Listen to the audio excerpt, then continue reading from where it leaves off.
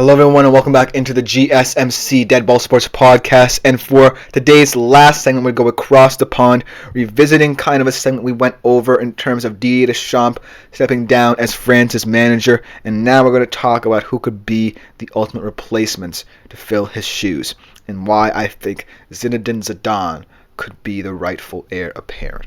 Now let's talk about Zinedine Zidane, because he's one of the most decorated, most respected, and revered players in not just French footballing history, but international and domestic footballing history. One of the club legends at Real Madrid, one of the only managers to win 3 Champions Leagues in a row, the first, in fact.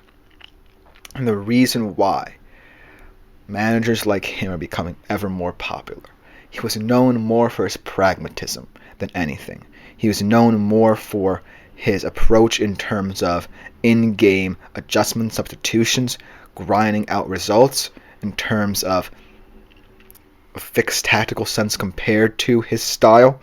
And it really made it intriguing to see how, after he left Real Madrid, how he kept on rejecting domestic offers, whether it be from teams like Man United, Bayern, PSG, teams of that magnitude, to wait for this French job. And the reason being is because, as fellow teammates in the 1998 France World Cup winning squad, he didn't want to force Deschamps out, and he respected what Deschamps was doing with his team.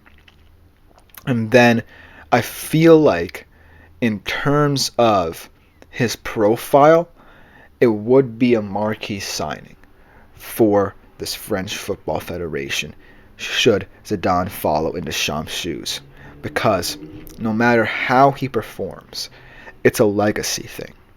Both of these guys are revered members of the 1998 World Cup winning squad, and they're permanently ingrained in French footballing history. So, in name only, Zidane is a very appealing choice. But let's talk about how he could be pushed, because Thierry Henry is also waiting in the wings, having coached the French U23 squad to Olympic silver the past Summer Olympics. This could be a bit of a decision here for the French Footballing Federation. But let's talk about tactics as well, and why, in terms of Zidane's stance on them, in terms of why he potentially rejected so many domestic offers to coach this international side. It makes perfect sense for him to take over, and why Thierry Henry may be able to creep up on him in that regard. So in terms of international football, it is highly different, highly less complex in my opinion, than managing a domestic side. A domestic side, you're fully involved in transfers, you're fully involved in tactics, and you're firmly involved in terms of results. Because if you are not in good form, chances are you're going to get fired. Or if you are in good form, it's about maintaining that good form, adapting in that good form. In international football, it's more about results, right? Because you play very few games, you have very little time with your squad to determine what to do with them, most importantly. And you just go on the pitch and hope your guys can beat theirs. Zinedine Zidane, in his time with Real Madrid, set forth this very pragmatic style, highly reminiscent of what international managers do, in terms of both implementing a fixed formation and then in-game, in-match, make adjustments as he sees fit. But with Real Madrid, here's the caveat. He most likely had the better players, the far superior players, each and every single time his side went out. So, that kind of leads me to believe that if he were the French manager, yes, his tactics would work to a T in terms of making in-game adjustments, grinding out the results, and no matter what French football fans think and how the football looks, he would still be a solid manager there, because he's getting the job done, and he's winning trophies, and he's playing how a lot of international managers would play. But when I think about France, specifically about this transition they're going to face after 2026, which is why it was astute for Didier Deschamps to step down after the events of that tournament, is this transition. You're still going to have a lot of experienced players if you're the next French manager, whether it be Henry or Zidane. But you're going to have to integrate and seamlessly at that the Olyses, Barcolas of the world into the squad, the Klauses as well, the Brisambas at the goaltending position. But you're going to have to do it in a seamless manner where people don't grow frustrated if this team grows stagnant. And that's where the caveat in terms of viewing Zidane for this job comes in. Because, like I said, the pragmatic style is not going to be the problem for Zidane. And because he already has a lot of elite players who are veterans in the squad, the Mbappes, the Griezmanns, the Dembélés of the world, it most likely will work against a lot of international sides.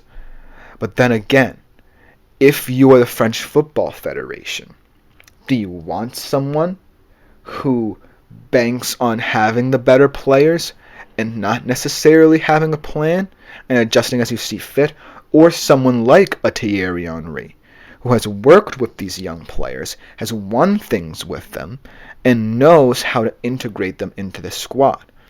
But then again, looking at this young French squad, who knows how Michael Olise will look in 2026? Who knows how Bradley Barcola will look in 2026 and beyond? And so that's why this conundrum is so difficult. Because the way I see it, Zinedine Zidane, in name, in profile, and pedigree, should be the exact man for the job. And it was very gracious of him to allow Deschamps to step down instead of forcing him out. And in terms of the way he turned down so many domestic offers, knowing that he would never probably get the chance to coach France ever again should he have taken one of those teams up on their offers, was really telling in how he approaches his perception of this French side. But then again, think about international football.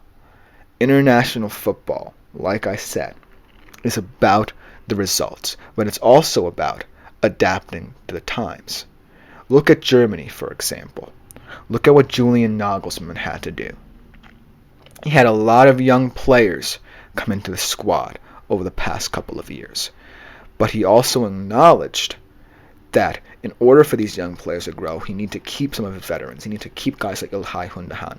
He needed to keep guys like Toni Kroos in the squad and really allow them to integrate seamlessly these young stars into a squad. And it kind of paid dividends in those friendlies before the Euros and during the Euros as well. So the next French manager is going to have to do something similar. And while I think Zidane is perfectly positioned for this job, because, like I said, he exemplifies everything international football is about, my one true question is, can he adapt when need be? Because it's very quick turnover in international football. You have your friendlies, you have all this domestic football being played, then you're back. You have very little time with your team to truly implement something. And so it's highly integral that if you want to adapt, you have to adapt quickly. And so looking at how he profiles next to Henry, it makes perfect sense for me to still question Zidane's candidacy when Thierry Henry knows the ins and outs of these young guys. So I feel like Zidane, even if he truly is the French football manager, will get asked very similar questions to when he was coaching domestically. And he is kind of one of those guys who is in that Carlo Ancelotti mold, the managers that Real Madrid always likes. He's kind of non-committal about the decisions he makes, just lets the football speak for itself. But in international football, you're going to get the questions. You're going to get the questions when a young player doesn't perform. You're going to get the questions when a veteran doesn't perform. So how does Zidane handle that compared to how he handles it domestically? Because domestically, a lot more hands-on approaches are taken in terms of how the manager is controlled, in terms of how he's presented. None more so than Real Madrid. But in international duties, it's kind of you and your team. And yes, your federation can give you backing at certain moments. Yes, they give the reasons why they appointed you. But they're not really helping you. You're stuck with the players you have, growing in and growing into your roster. So if you can't immediately implement something right away, you lose a lot of that. And so, while I like Zidane as the rightful heir to Deschamps, as his best friend, and someone who I truly trust in terms of helping this team grind out results like they need to internationally, Thierry Henry is someone who has seen the future of France football, has worked with them nonetheless, and is someone who I feel like in many different ways could appeal to a media market that's going to be very, very, very, very ordinary towards this French team. And I feel like Zidane, on the other hand, is someone who is a little bit too laid back for this job. Because when questions could be asked of him, he's going to have to answer them very firmly. I don't know if he can do that compared to how he was kind of protected a little bit at Real Madrid. This is a very upfront job.